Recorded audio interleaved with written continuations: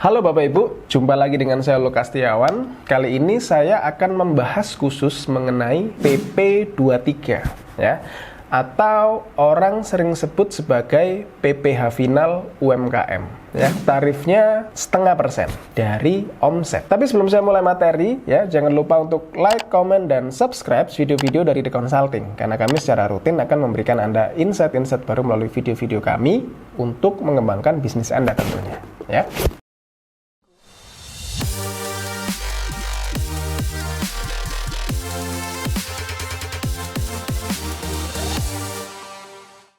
Oke, sekarang kita masuk ke materi mengenai PP23 atau PPh final UMKM ya. Jadi kalau kita bicara PPh final UMKM ya, PP23 tahun 2018 ya, itu adalah tarif 0,5% ya untuk omset ya, pengusaha dengan omset kurang dari 4,8 miliar setahun ya. Jadi bayangkan kalau seandainya Anda punya usaha dengan omset di bawah 4,8 M ya, maka tarif pajak yang Anda tanggung adalah 0,5% dari omset ya, dari omset Bapak Ibu ya. Itu berlaku dari tahun 2018 ya. Dulu sebelumnya itu berlakunya di 2013 itu 1% ya. Itu 1%.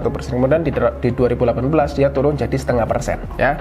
Dan yang terbaru lagi, ada insentif lagi dari pemerintah adalah omset di bawah 500 juta satu tahun itu bebas pajak ya.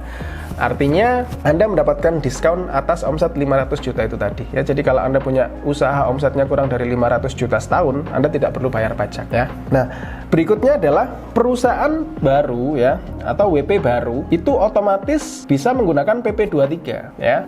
Jadi defaultnya wajib pajak baru adalah dikenakan PP23 0,5% dari omset, kecuali Anda mengajukan menggunakan tarif normal. Memang ada beberapa wajib pajak yang memilih menggunakan tarif normal karena marginnya tipis banget ya.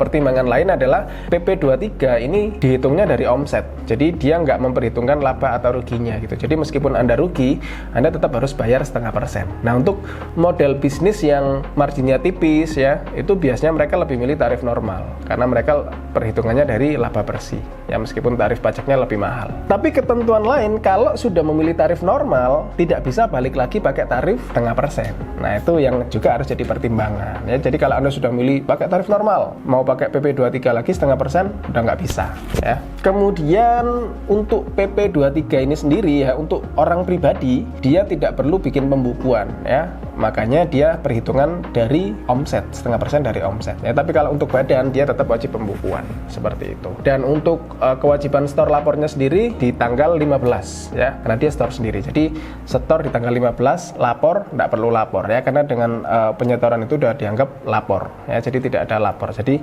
cukup bayar itu sudah dianggap store dan lapor.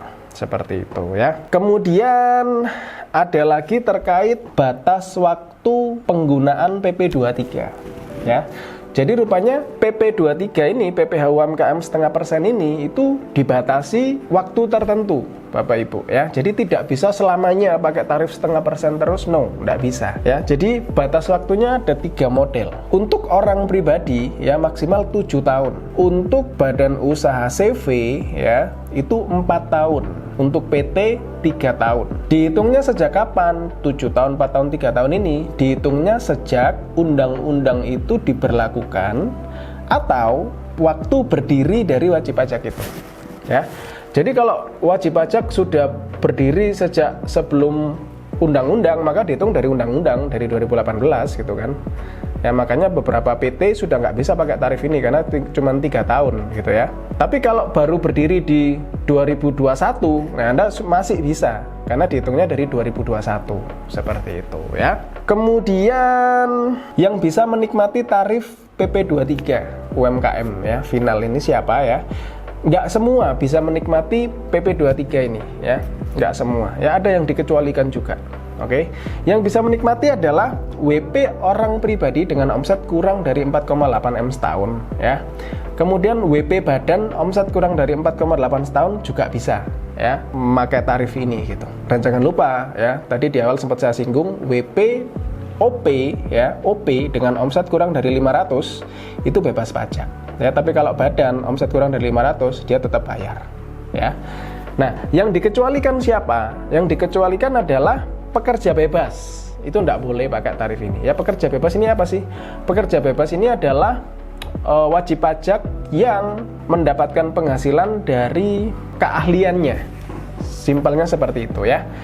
Kalau Anda bicara seorang jasa desain ya, desainer ya, itu pekerja bebas ya. Jasa accounting itu pekerja bebas gitu ya. Jasa konsultan segala macam ya, itu pekerja bebas, itu tidak bisa pakai PP 23 ya, karena dia pekerja bebas, itu tidak bisa ya.